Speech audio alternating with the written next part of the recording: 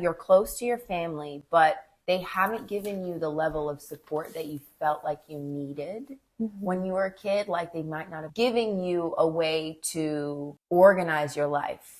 We're going to bring in that Pisces Virgo energy being intercepted. Virgo energy is the detail-oriented energy. It is the organizer, the nurse, the helper, the person who plans. And so that energy is intercepted, which means you may not have that energy. And that would stem from, as a child, not being given those tools to really lean into that energy. And your south node also being in Pisces and your north node being in Virgo means you're meant to go towards having a more detail-oriented life, and that your tendency might be to just kind of get lost in the sauce. Or when you feel as though things are overwhelming, you run away from them and try not to. You're like, I'm just not going to deal with that shit. It's there, but I'm not dealing with it. I don't know how I would start to break it down, so I'm just not going to do that. And that comes from not being taught or given that as a child. Yeah, for sure.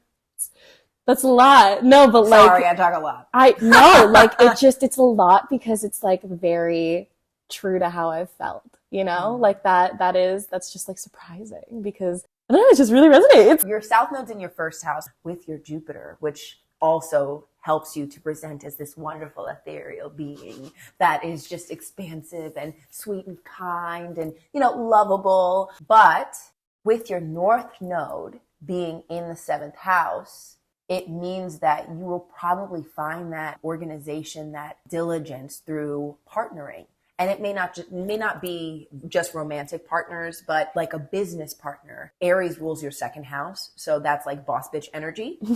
But you are most likely going to thrive through opening a business with another person. Okay. Because that other person will give you that, okay, well, let's plan this out. Okay, well, let's get the details ironed out. I know, listen, you might be all over the place. I know you're doing 10 different things, but we need to sit down and do this.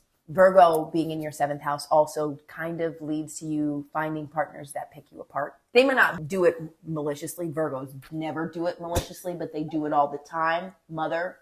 But that's like their tendency is to pick to make sure that things are perfect. You may find yourself in one-on-one situations. It doesn't have to be romantic relationships, but like best friend energy, like one-on-one best friend energy, mentor energy, like those people who are like, no, Katie, what are we doing today?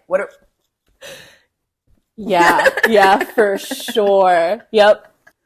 That's so funny because like I'm definitely the kind of person where it's like, you know, like you need to have somebody else in the room like whenever you're working on something just so that you're like staying focused. Yes. Like I totally get that. You have an innate ability to absorb information. All of this air energy in your chart gives you that I am constantly feeding information into myself.